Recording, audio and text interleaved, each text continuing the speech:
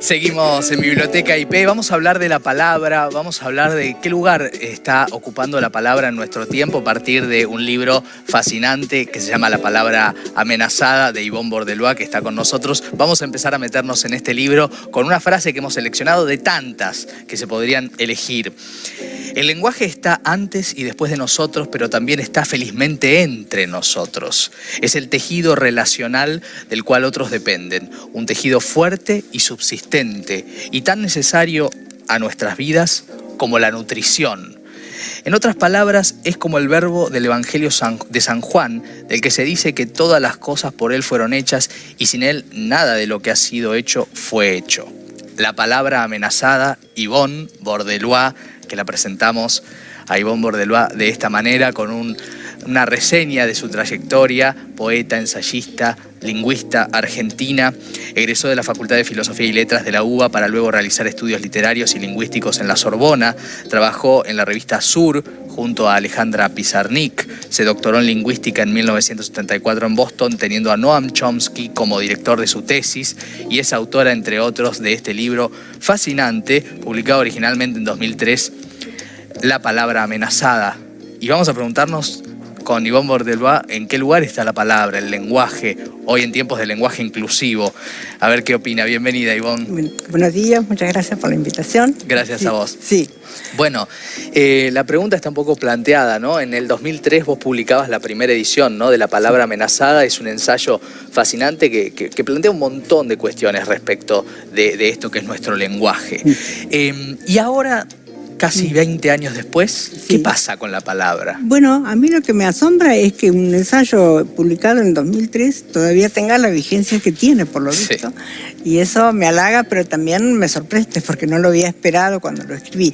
Yo lo escribí en el 2003, que era una época, como te acuerdas, de una coyuntura muy brava y muy grave para nuestra historia.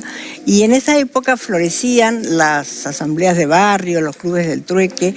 Y me pareció a mí que el libro tuvo la vigencia y el impacto que realmente tuvo, porque la palabra se hizo muy necesaria en ese momento. Yo digo que ahora uno ve que a través de los programas de cuarentena, etcétera, la gente se ha callado mucho. Me parece que es muy importante este tipo de programas, justamente porque nos devuelven con la palabra, con la lectura, el sentido del lenguaje. Y el lenguaje es algo muy importante que no podemos perder. Es decir, yo lo que veo es, de alguna manera, y eso me preocupa, un descenso del lenguaje, es decir, una falta de cuidado, de cariño, de respeto, de admiración por la palabra. Yo creo que cada palabra es como una persona que se dirige a nosotros y a la que tenemos que preguntarle sus antecedentes, saber cómo se aproxima a nosotros, qué quiere decir, qué otra cosa quiere insinuar detrás de lo que dice. Las palabras son muy, muy importantes.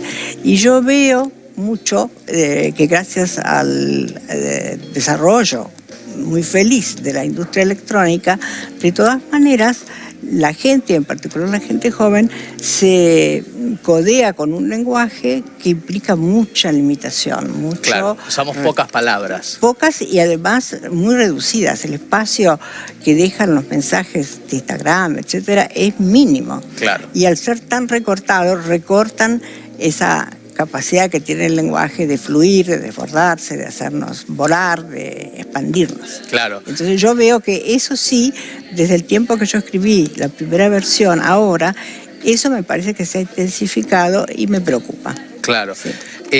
Uno se pregunta qué rol juegan los jóvenes, ¿no?, en relación a la palabra. Recuerdo alguna vez a algún profesor inglés que hablaba de las phrasal verbs, que son estructuras en la lengua inglesa, y decía que cuando los jóvenes salían a comer, y habían inventado una frase que era pigging out, es decir, salía a comer como cerdos, para decirlo fácil a quienes no entienden inglés. Es decir, que el lenguaje iba evolucionando a través de los jóvenes.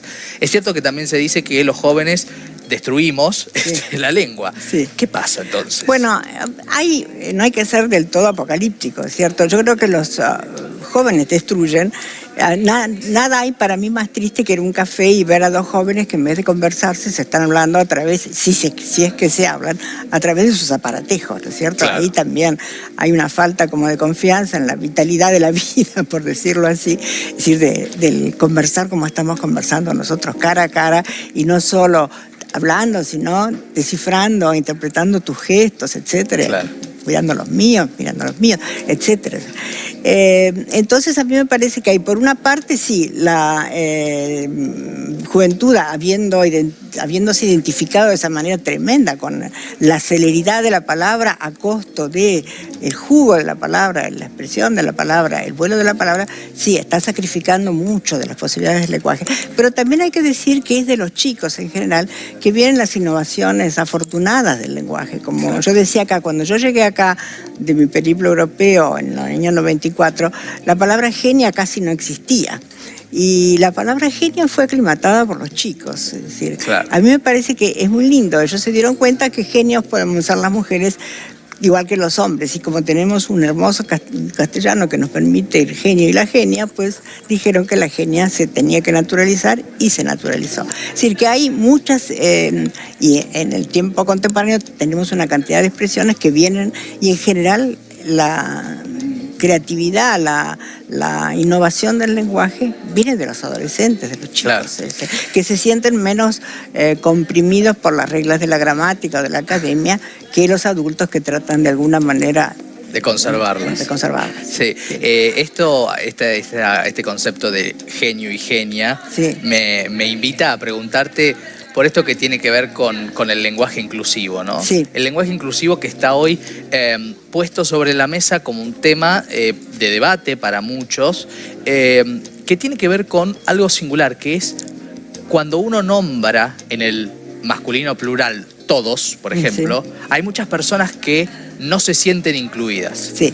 Entonces, es importante este debate. ¿Cómo, sí, lo ves vos? Yo lo veo un poco irreal, te voy a decir, y me ha cansado bastante, porque se dicen muchas tonterías en este tipo de debate, porque el lenguaje es una fuerza muy fuerte, muy, digamos, a través de los siglos consolidada, etcétera, etcétera. Se puede decir todos y todas, se puede decir todes, bueno, puede ser que alguna de estas innovaciones hagan sentir a la gente como diciendo hay un cambio, etcétera. Eso me parece que está bien. Pero es imposible, me parece, es irreal pensar que todos los niveles, porque no solamente es todos, después hay que decir, las niñas fueron al colegio y fueron por legisladores, y hay un montón de, claro, cosas en las cuales nada más que los varones tienen predominancia por el tipo de actividad que es, otras es que somos las mujeres las que estamos. Entonces, ¿cómo se hace allí? Me parece a mí que es una falsa dicotomía y un intento de unificación que no da el lugar que corresponde al debate entre los géneros. Claro, claro. Y además el tema es cómo la lengua y sus mutaciones van permaneciendo en el tiempo, ¿no? Sí. Quería preguntarte, por supuesto, por alguien que cuentan en algunas biografías, recortaba las palabras y las ubicaba para armar sus poemas. Estoy hablando de Alejandra Pizarnik, sí, enorme poeta, una persona con la cual vos tuviste el privilegio de conocer, sí, y ser amiga. ¿Qué enseñanza deja sobre el uso, el cuidado y el amor a la palabra Pizarnik? Bueno, ella realmente hizo de la palabra su misión y también su vocación muy riesgosa, porque acaba muriendo, es un poco, si se quiere, por la imposibilidad que tuvo de llevar más allá la palabra de lo que ya lo había hecho.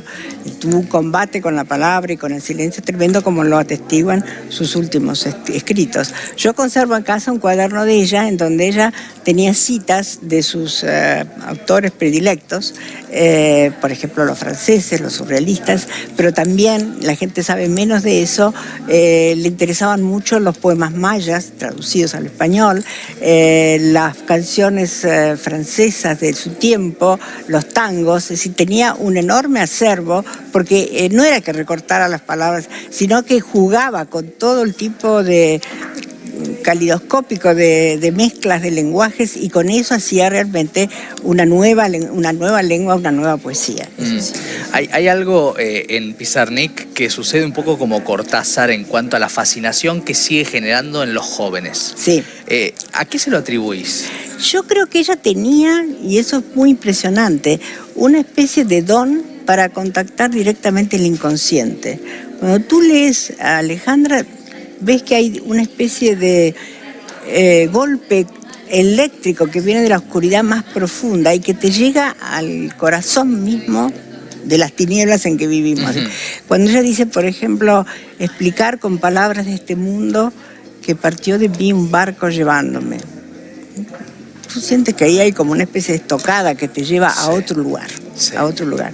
Y eso lo tenía ella, y nada más que ella. Hay muy poca gente que tiene ese don de conectarte con lo anterior, con lo primario, con lo indecible. Y en eso ella es imbatible, me parece, invencible e inimitable. Se ha tratado de imitarla, pero no se puede imitar.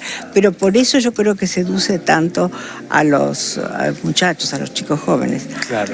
Hay una poeta que decía que la lectura de Alejandra la secuestraba, es decir, como que leyéndola se robaba tanto que ella desaparecía dentro de la lengua de Alejandra. Qué bárbaro, ¿eh? Y al mismo tiempo, qué legado respecto de esa búsqueda constante de que la palabra dé más de lo que aparentemente daría, ¿no? Sí. ¿No? Como desafiando. Claro, ella llevó al límite y además en un momento dado se dio cuenta que la palabra no podía suplantar a la realidad. Cuando ella dice, si digo pan comeré, si digo agua beberé. Ella dice que yo no quiero decir, dice en un momento dado, yo quiero entrar. Llega un momento en que la palabra no vale por toda la realidad que la está desalojando de alguna manera del mundo. Era un personaje al mismo tiempo muy indescifrable, ¿no? Muy reservado, da la sensación. No diría yo reservado, era muy enigmática, pero ella tenía una gran facilidad de comunicación. Cuando tú le abrías la puerta y ella condecía con tu onda interior, eso tenía que ser la condición, naturalmente. Pero ella tenía un don como para psicoanalizarte sin avasallarte, sin intimidarte. Era como cuando ella te hablaba, tú sentías que te estaba hablando como a la persona que está atrás de tus máscaras y que apuntaba exactamente, certeramente, allí donde a ti te importaba y a ella le importaba. Claro. Así que ella conducía cualquier conversación a un terreno que tú no querías nunca volver de ese terreno. Era fascinante. Era muy fascinante. Como un embrujo de alguna manera. Era como un hechizo, sí, era como un hechizo. Era hipnótico. Claro. La gente no se quería separar de ella. Eso cuando estaba en los buenos tiempos, los malos tiempos, ya fue muy feliz. Claro. Bueno, nos encanta poder dedicarle en televisión, que es casi un oxímoron, ¿no? A la conversación sobre la palabra y sobre Pizarnik, que son un mismo tema en definitiva. Así que muchísimas gracias, Ivonne, por habernos visitado. Gracias por tu invitación. Muchísimas gracias. Hasta luego. Bueno, y me voy a ir a otra parte de